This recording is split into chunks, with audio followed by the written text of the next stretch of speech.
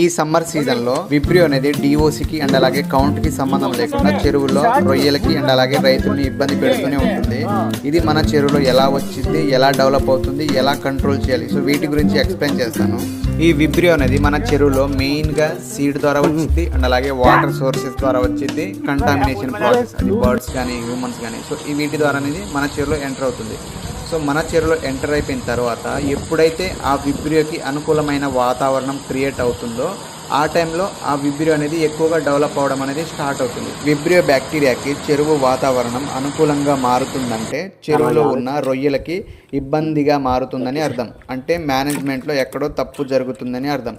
అది water quality మేనేజ్మెంట్లో కావచ్చు లేదా ఫీడ్ మేనేజ్మెంట్లో కావచ్చు. ఆ తప్పు ఎక్కడ జరుగుతుంది, విబ్రియోకి అనుకూలమైన వాతావరణం ఎలా క్రియేట్ అవుతుందంటే first feed waste, next fecal matter, third one వచ్చేసి high organic load, blue green algae, high cell